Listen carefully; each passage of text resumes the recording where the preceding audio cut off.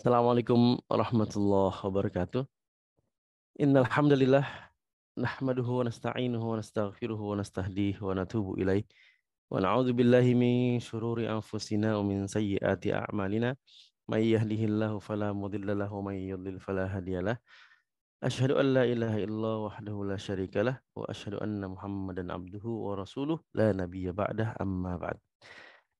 Semoga semua teman-teman akhwati fillah kajian kesayangan dimanapun berada, berbagai kota, mungkin negara, dalam keadaan kesehatan ya, eh, jasmani dan rohaninya semua fit, insya Allah. Makanya dalam ucapan Assalamualaikum itu tentu mengandung doa, tidak hanya sekedar formalitas. Termasuk juga orang-orang Arab ketika mengucapkan selamat pagi, sabahul khair. Semoga pagi ini disertai dengan segala bentuk kebaikan gitu. Alhamdulillah kita bersyukur pada Allah Subhanahu wa taala yang memudahkan kita untuk eh, bangun melaksanakan qiyamul lail ya atau sholat tahajud ya, kemudian dilanjutkan dengan kajian ilmu. Mudah-mudahan ini adalah bentuk ikhtiar yang kemudian Allah pandang kita sungguh-sungguh menyambut Ramadan dan pada akhirnya insya Allah kita semua disampaikan ke bulan suci Ramadan melaksanakan berbagai fasilitas ibadah yang disediakan oleh Allah Subhanahu wa taala dalam agama kita, agama Islam dengan sempurna dan mendapatkan pahala sempurna, ganjarannya insya Allah nanti juga di surga mendapatkan ganjaran yang sempurna. Amin ya rabbal alamin. Latihannya dari bulan Rajab kemudian sambung ke Syaban. Insya Allah panjang umur, sehat, jasmani rohani sampai ke bulan suci Ramadan. Nah, eh, akhwati fillah, teman-teman kajian kesayangan yang saya muliakan, kita sedang membahas hadis kedua dalam kitab Arba'in. Ini berbicara tentang Islam, iman, ihsan. Kemarin kita baru membahas tentang Islam ya, bahwa ketika ada seorang pemuda yang tiba-tiba datang di tengah perkumpulan Rasulullah SAW dan para sahabatnya yang saat itu sedang berhalakoh ya. Lalu ia bertanya tentang apa itu Islam. Nah, lalu Rasulullah SAW menjawab, Islam adalah sebagaimana yang kita kenal saat ini dengan rukun Islam itu. Kita bersyahadat bahwa tiada Tuhan yang layak disembah kecuali Allah. Kemudian Muhammad adalah Rasulullah. Kita mendirikan sholat, menunaikan zakat, melaksanakan puasa, lalu berhaji jika mampu. Maka sebetulnya ini mestinya jadi kurikulum setiap muslim bahwa yang menjadi prioritas bagi keluarga pendidikan anak-anak adalah bagaimana memahami rukun-rukun Islam, berakidah yang baik, bersyahadat dengan benar, bagaimana agar anak-anak memahami wajibnya melaksanakan sholat, puasa, zakat, haji, sehingga mereka tumbuh jadi remaja, pemuda yang sudah memahami apa mestinya yang dilakukan bagi seorang muslim. Karena sejujurnya, sebagian umat Islam justru jauh dari keislaman karena tidak prioritasnya pendidikan rukun Islam dalam banyak keluarga. Maka kita yang saat ini Allah berikan kenikmatan berupa hadir ikut kajian-kajian, ayo kita rubah prioritas pendidikan ya, menyusun kurikulum itu berdasarkan ajaran Allah dan Rasulullah Shallallahu Alaihi Wasallam, terutama rukun Islam ini. Ya, bagaimana kemudian agar anak-anak kita eh, memahami kewajiban-kewajiban yang ada dalam rukun Islam. Nah, maka sebagai bridging, ya kemarin kita sudah membahas yang Islamnya, karena pemuda yang di hadapan Rasulullah itu bertanya tentang apa itu Islam. Nah, eh, Kiai Haji Zaki Mubarak menjelaskan sebagaimana penjelasan para ulama pada umumnya bahwa Islam dari kata salam, ya artinya selamat, damai, ya tunduk, berserah diri dan lain sebagainya. Itu secara bahasa.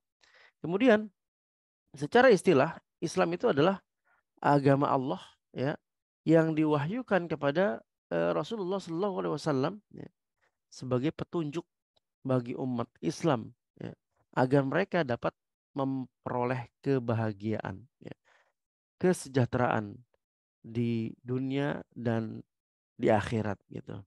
Nah, hadis ini yang kemudian nanti akan menjelaskan Islam itu terdiri dari apa gitu. Baik, saya lanjutkan hadisnya. Setelah bertanya tentang Islam dan dijawab oleh Rasulullah Shallallahu Alaihi Wasallam, maka pemuda yang kemarin tiba-tiba datang dan duduk di depan Rasulullah Shallallahu Alaihi Wasallam itu menjawab, "Sodakta, benar, ya Muhammad." Lalu para sahabat fa'ajibna yas'aluhu wa yusaddiquhu. Heran sahabat. Ini orang nanya sendiri, jawab sendiri, membenarkan sendiri. Contohnya, eh, bagaimana kondisi di Jakarta dari semalam? Kemudian dijawab, dari tadi malam sampai saat ini masih hujan. Lalu kata yang nanya, Anda benar. Nah, kita bingung loh. Dia nanya tapi membenarkan sendiri gitu. Nah, lalu dia lanjutkan pertanyaan berikutnya. Fa akhbirni anil iman. Apa itu iman, ya Muhammad? Tolong kasih tahu saya, katanya. Lalu Rasulullah SAW menjawab, ta'budallah, eh, an tu'mina billah wa malaikatihi wa kutubihi wa rusulihi wal yaumil akhir wa tu'mina bil qadari khairihi wa syarrihi. Rasul Shallallahu Alaihi Wasallam membahas atau menjawab apa itu iman sebagaimana yang kita kenal saat ini dengan rukun iman. Kita mengimani Allah, malaikat, ya, kitab-kitabnya, nabi-nabinya, hari akhir, kemudian takdir. 6 rukun iman. Teman-teman, kajian kesayangan yang terhormati Allah Subhanahu wa taala, pembahasan tentang iman, ya. Ini makom di atas Islam, ya. Kita lahir sebagai muslim, mayoritas kita di Indonesia. Sebagian teman-teman barangkali ada yang mu'allaf, ya, berislam setelah usia remaja, bahkan setelah dewasa dan seterusnya gitu. Maka kalau ditanya apakah kita muslim? Alhamdulillah muslim sejak lahir ataupun baru kemarin atau beberapa tahun yang lalu gitu. Tapi kalau ditanya apakah kita beriman? Maka jawabannya adalah insya Allah kita terus berusaha jadi orang yang beriman. Loh, kenapa? Ya, karena iman itu yazid wa yanqus. Yazid bertambah, yanqus berkurang. Bertambah dengan ketakwaan, ketaatan, berkurang dengan maksiat.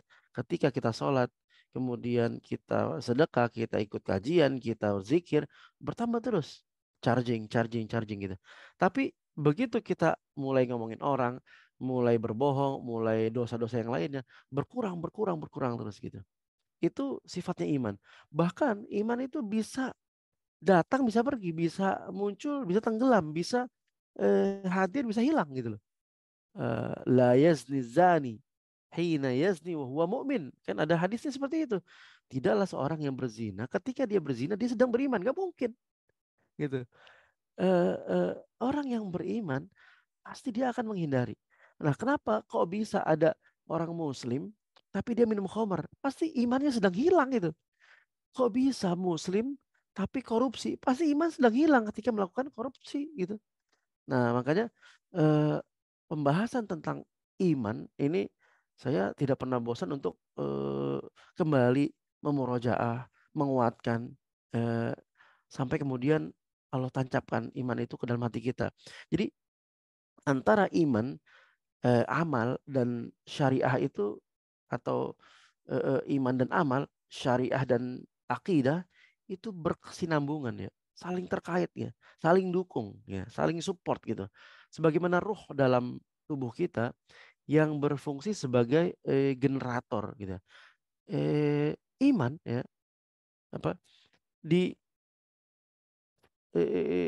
sebagai apa penguat ya, penguat, penggerak ya, ruh yang ada dalam tubuh kita.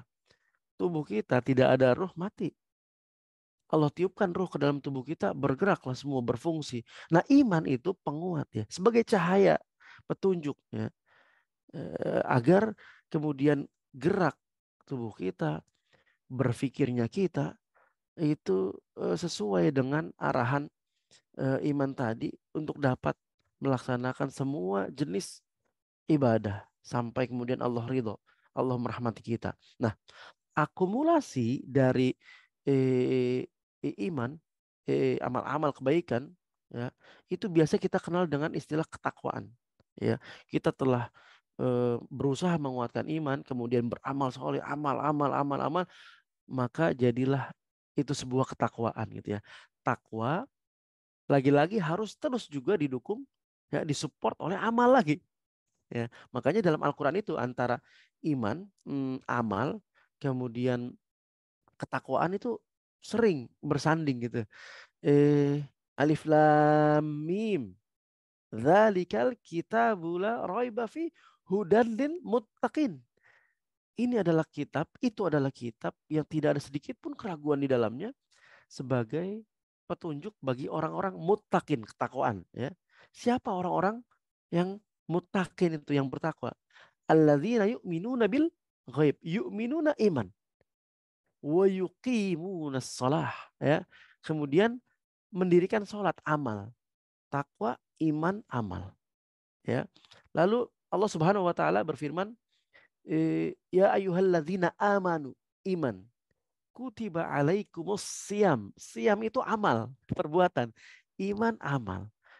Nanti akumulasinya jadi ketakwaannya.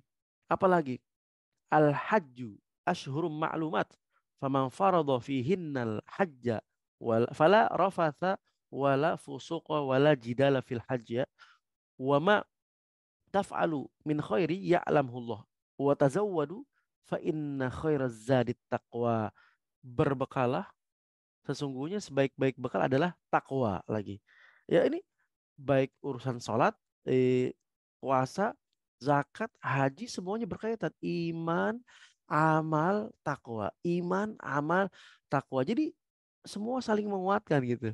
Nah, eh, orang yang ada iman dalam hatinya ringan melaksanakan ibadah-ibadah tersebut, terutama yang ada dalam rukun Islam. Tapi ada orang Islam, Muslim, gak sholat, berarti imannya bermasalah. Ada orang Muslim, Muslimah, ketika Ramadan dia nggak puasa, error imannya. Ada orang Muslim yang sama sekali nggak punya keinginan haji, berarti ada yang perlu dicek keimanannya. Bener nggak selama ini dikatakan punya iman gitu? Apalagi haji ya, haji ini kan sebagai ibadah tertinggi itu dalam rukun Islam. Kenapa ibadah tertinggi? Ibadah itu terdiri dari ibadah fisik, ibadah harta. Fisik sholat, fisik ya. Kemudian harta zakat. Ya, zakat walaupun tetap mengeluarkan energi memberi tapi bisa dititipkan gitu. Lebih cenderung banyak ibadah harta di sini. Nah, haji semuanya fisik, harta iya. Mau berangkat haji butuh ongkos ya, butuh harta. Ibadah harta di situ. Kemudian ketika haji ada tawaf, ada sa'i, ada wukuf dan seterusnya, butuh fisik tentu, harus kuat, harus sehat gitu. Maka perpaduan antara ibadah fisik dan ibadah harta ini ada dalam haji semuanya. Maka haji ini merupakan eh, i- i- i- puncak ibadah tertinggi bagi manusia. Makanya butuh ikhtiar yang lebih gitu dalam melaksanakannya. Nah, semua ini amal iman ini menguatkan ketakwaan. Penguatan takwa ini juga bertujuan untuk kembali menguatkan cahaya iman gitu. Jadi terus saja sirkulasinya seperti itu. Inilah kemudian pentingnya kita membahas tentang Islam dan juga iman. Ketika ditanya tentang iman, Rasul menjawab, iman itu engkau mempercayai, meyakini adanya Allah dengan segala kemuliaannya, menghindari segala jenis pemahaman tentang keburukan Allah, menghindari sekecil apapun bentuknya kesyirikan dan lain sebagainya. Iman itu kita mengimani malaikat eh, dari apa diciptakan, apa tugasnya, bagaimana sifat-sifatnya. Iman itu kita mempercayai ada kitab-kitab terdahulu, kemudian yang sempurna, yang murni adalah Al-Quran sampai saat ini. Kita mengimani ada nabi-nabi, orang pilihan, para rasul yang diberikan amanah nubuah, kenabian kepada para umatnya, dan yang menjadi umat nabi penutup adalah Rasulullah Muhammad Sallallahu Alaihi Wasallam. Kita mempercayai, mengimani adanya hari akhir, kiamat, dan prosesnya, tahapan-tahapannya, tanda-tandanya, dan seterusnya. Kemudian yang terakhir, kita mengimani, mempercayai adanya takdir. Diulangi lagi kata iman dalam hadis ini. Antu'mina billah. Engkau beriman kepada Allah, wa malaikatihi, wa kutubihi, wa rusulihi, wal yaumil akhir. Itu semuanya satu kata, engkau beriman.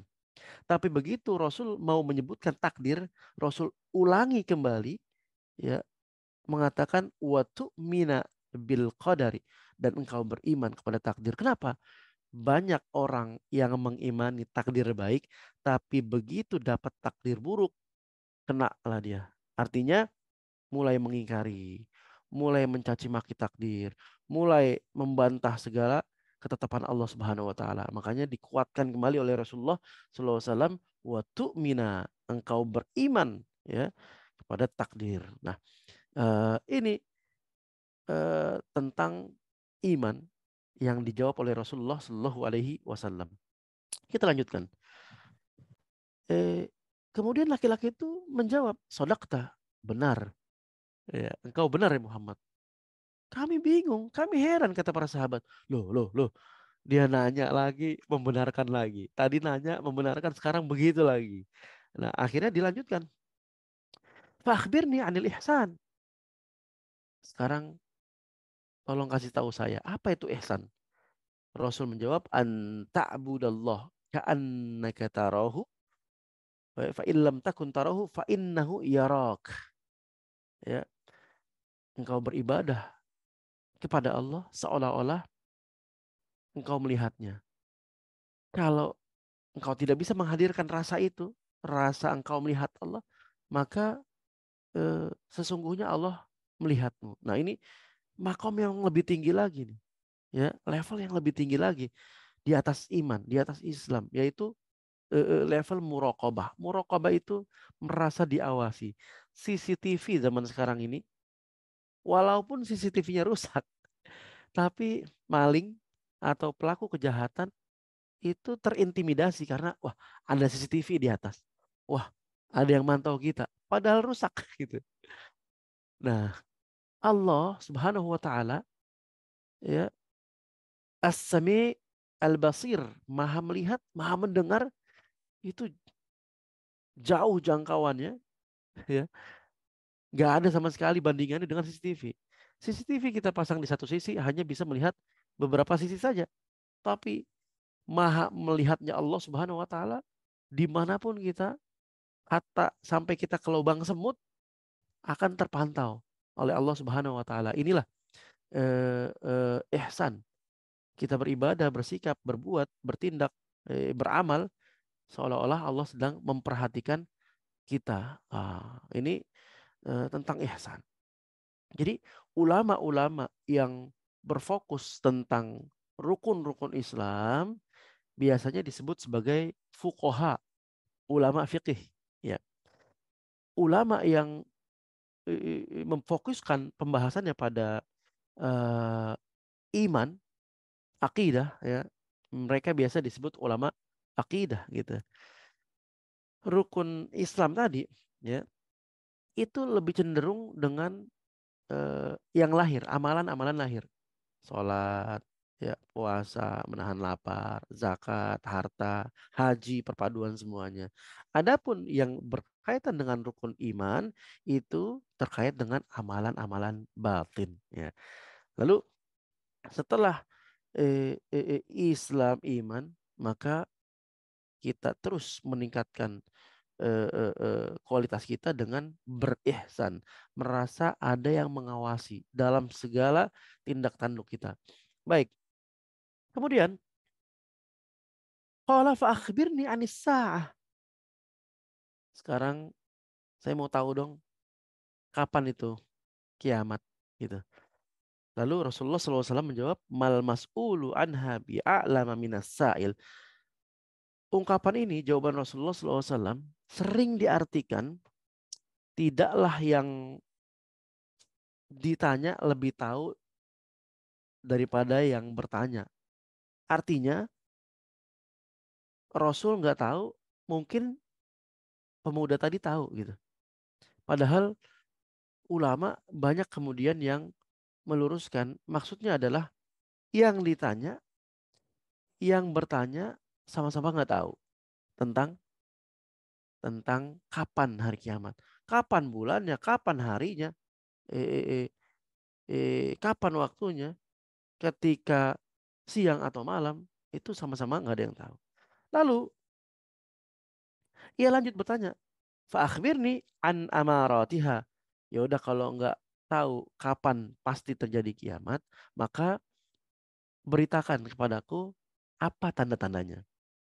Faqal antalidal amatu rabbataha. Yang pertama, ketika eh, hamba sahaya melahirkan majikan. Wa antaral hufatal uratal alata ri'a asya'i yatatawaluna fil bunyan. Engkau melihat orang yang nyeker, bahasa Betawi nyeker nih, nggak pakai sendal ya, telanjang kaki. Kemudian orang yang telanjang badan gitu ya. Lalu orang-orang yang eh, menggembala kambing, kemudian nanti ya akan berlomba-lomba meninggikan bangunan-bangunan gitu. Nah, itu tanda-tanda kiamat. Apa maksudnya?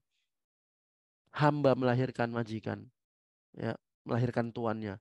Maksudnya adalah ini nanti di akhir zaman banyak yang terbolak-balik. Harusnya anak taat kepada orang tua, ini sebaliknya. Orang tua harus dipaksa taat kepada anak, diperbudak sama anak, disuruh-suruh. Nah, mak tolong ambilin handphone dong mak di atas lemari mak. Ada tolongnya tapi nyuruh. Eh, beli galon. Lagi sibuk pak, bapak aja lah. Ah, harusnya taat sami'na wa ta'na sama orang tua, manut. Ini kembali memerintahkan seperti anak itu berlaku sebagai orang tua, orang tua seperti anaknya. Kemudian apa ya, pemimpin umat yang harusnya memimpin tunduk sama orang-orang kaya yang berkuasa di negara, ya. Harusnya pemimpin yang memimpin mereka, bukan mereka yang ya nyuruh-nyuruh para pemimpin gitu. Guru, ya, saat ini kita menyaksikan nauzubillah summa nauzubillah, para murid ya gak tanggung-tanggung ngelawan guru, ngajakin berantem, ngajakin kelahi, macam-macam, sampai bahkan ada yang adu fisik gitu loh. Harusnya murid taat sama guru, ini sebaliknya, ya. Nah, ini zaman nanti serba terbalik gitu. Kemudian eh, kita akan melihat orang-orang yang dulunya menggembala kambing, miskin, kemudian eh, eh, bahkan alas kaki pun nggak punya gitu ya. Nanti di akhir zaman akan berlomba-lomba meninggikan bangunan. Ini nafsiran para ulama, maksudnya adalah orang-orang Arab. ya, yang dulunya identik dengan menggembala kambing. Lihat di Dubai, Burj Khalifa, kemudian Zamzam Tower. Wah, berlomba-lomba dalam mendirikan bangunan pencakar langit. Summan talaq, ya, falabis semelia. Kemudian eh, orang itu pergi. Lalu kata Umar ibn Khattab yang meriwayatkan hadis ini, aku terdiam sejenak gitu. Summa qala, lalu Rasulullah SAW bertanya kepadaku, ya Umar, atadri manis sa'il? Umar, kamu tahu nggak siapa yang nanya tadi? Yang dari tadi itu kalian heran-heran, tahu nggak siapa? Qultu Allah wa rasuluhu a'lam. Allah dan Rasulnya lebih tahu. Qala fa innahu Jibril atakum yu'allimukum dinakum. Sesungguhnya pemuda tadi yang pakaiannya putih bersih, rambutnya hitam, klimis, nggak ada bekas safar, nggak lecek, nggak berantakan, rapi, wangi. Ia adalah malaikat Jibril yang menjelma sebagai manusia ingin mengajarkan kalian bagaimana atau apa agama kalian, ya, atau bagaimana yang dimaksud dengan Islam, iman, ihsan, dan tanda-tanda kiamat. Diriwayatkan oleh Imam Muslim. Ini yang dapat kita bahas tentang hadis kedua, bahwa Islam itu kemudian terdiri dari Islam itu sendiri, kemudian iman dan ihsan. Atau bisa kita klasifikasikan, ya, bahwa ia terbagi menjadi Islam, ya, iman dan akhlak. Biasanya kemudian ihsan itu cenderung ke akhlak. Nah, ini Umar ibn Khattab dan para sahabat nggak ada yang tahu pemuda tadi siapa gitu loh, ya. Kok tiba-tiba datang, kita juga nggak ada yang kenal. Ini Umar bin Khattab, orang Quraisy, punya kedudukan, cerdas, khalifah, pembebas Masjidil Aqsa. Setan itu kalau ngelihat Umar ada di ujung, kabur dia. Ya, nggak tahu bahwa pemuda tadi itu malaikat Jibril. Ya, tapi di Indonesia, ya, ada yang tahu malaikat Jibril. Lia Eden, Ahmad Musodik, A.A. Gatot, Dimas Kanjeng, ya. Kenal dia sama malaikat Jibril. Makanya ini aneh, aneh bin ajaib nih. Ini barangkali yang dapat kita eh, eh, pelajari tentang yang lebih familiar atau dikenal dengan hadis Jibril. Ini terkenal dengan hadis Jibril. Pembahasannya tentang Islam, iman, ihsan, dan tanda-tanda hari kiamat. Semoga bermanfaat. Kita makin kuat Islam kita, iman kita, amal kita, akhlak kita. Wallahu a'lam bishawab. Alhamdulillah. Mari kita akhiri, sempurnakan kajian ini, mengundang berkah dari Allah Subhanahu wa taala, agar ilmu kita yang sedikit ini pada hari ini juga diberikan kebermanfaatan. Kita tutup dengan istighfar sebanyak 3 kali. Astaghfirullahaladzim, astaghfirullahaladzim, astaghfirullahaladzim.